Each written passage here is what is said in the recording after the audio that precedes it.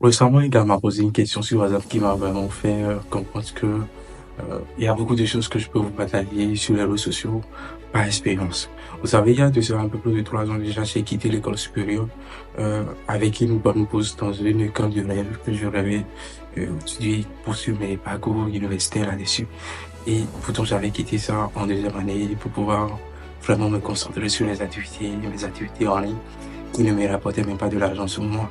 La question que j'avais reçue en ce moment qui va, qui m'a permis vraiment de me rendre compte un peu de mon évolution, c'est que on m'a posé la question de si tu devais donner un conseil aujourd'hui à quelqu'un, euh, à un élève ou bien à un étudiant qui se retrouverait il y a de cela un peu plus de 4 ans dans la même position que toi, quel conseil tu lui donnerais en fait?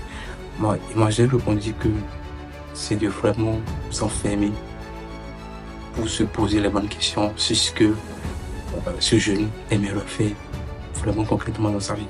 Parce que vous savez, ce qui m'a vraiment aidé à savoir qu'est-ce que je fais dans ma vie, euh, quel objectif je vais atteindre, qui je veux devenir, toutes les questions que possible, c'est la solitude qui m'a vraiment aidé. Vous savez, il y a de cela, déjà, depuis que ça soit, que ça soit en primaire, en secondaire, au lycée, j'ai toujours été l'élève quand même on pas dire qui est supérieur de la moyenne. Je faisais partie, dans la plupart des classes que je passais, c'est que je faisais partie au moins des 5 premiers, en fait, c'était quand même l'élève. Je sais pas de me concentrer sur cette matière, mais quand même, en fait, dans toute la matière, j'étais quand même le moyen élève, en fait, comme ça. Donc, et la plupart de mes professeurs disent que celui-là, il est intelligent, tout ça. On me flattait, tout ça.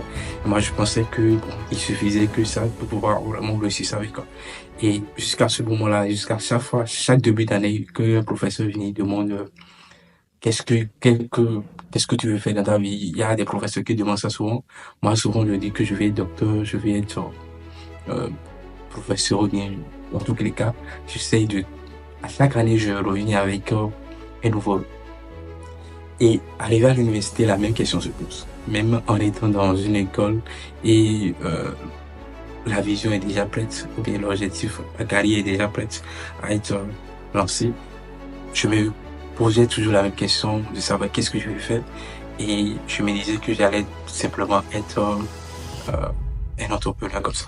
Parce que récemment, mon papa aussi est un entrepreneur. Et moi-même, je voulais devenir entrepreneur. Je voulais devenir entrepreneur. Parce que moi, je voulais gagner de l'argent. Et c'est à ce moment-là, en passant de temps seul à l'université en deuxième année, j'avais refusé de rester ensemble avec mes camarades de classe. J'avais